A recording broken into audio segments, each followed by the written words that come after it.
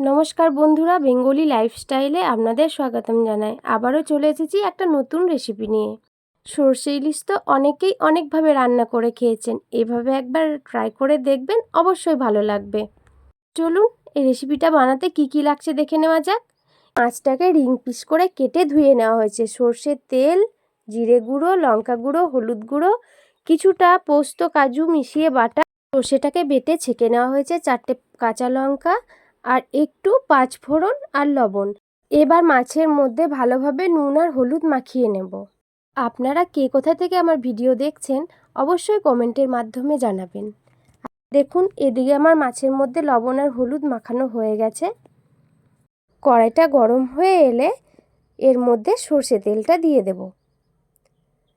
যখন তেলটা গরম হয়ে যাবে তখন তার মধ্যে পাঁচফোড়নটা দিয়ে দেব। তারপর কাঁচা লঙ্কাগুলো চিড়ে এর মধ্যে দিয়ে দেব। এদিকে গুঁড়ো মশলাগুলোর মধ্যে জল দিয়ে একসাথে গুলে নেব। আমাদেরকে ভালোভাবে এটা গুলে নিতে হবে যাতে করে কোনো গুটি না থাকে, পুরোটা ভালোভাবে মিক্স হয়ে যায়। তারপর সেই মিশ্রণটাকে তেলের মধ্যে দিয়ে দেব। কিছুক্ষণ ফুটে আসার পর এর মধ্যে পোস্ত আর কাজু বাটাটা দিয়ে দেব। এরপর ভালোভাবে মিক্স করে নেব মশলার সঙ্গে। কিছুক্ষণ ফুটতে দেব। দেখুন ফুটে এসেছে। এরপর এর মধ্যে সর্ষে বাটার জলটা অ্যাড করে দেব। ভালোভাবে কিছুক্ষণ নেড়ে নেব। কিছুক্ষণ নেড়ে নেওয়ার পর স্বাদ মতো লবণ দিয়ে আবারও কিছুক্ষণ নাড়াচাড়া করে ফুটতে দেব। দেখুন ফুটে এসেছে। এর মধ্যে মাছগুলোকে দিয়ে দেব। তো বন্ধুরা, এইভাবে একবার রান্না করে বাড়িতে খেয়ে দেখবেন, অবশ্যই ভালো লাগবে।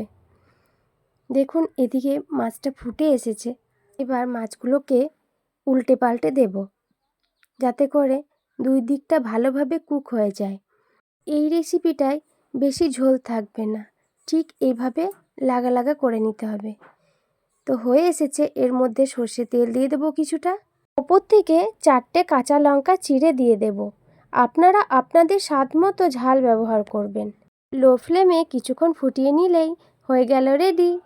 তো কার কার আমার ভিডিও ভালো লেগেছে অবশ্যই কমেন্টের মাধ্যমে জানাবেন। ভিডিওটি ভালো লাগলে অবশ্যই লাইক, কমেন্ট, শেয়ার করবেন। আর যারা এখনও আমার চ্যানেলটি সাবস্ক্রাইব করেননি অবশ্যই সাবস্ক্রাইব করে দেবেন। বন্ধুরা, আবার দেখা হচ্ছে পরের ভিডিওতে একটা নতুন রেসিপি নিয়ে। আজকের মতো টাটা।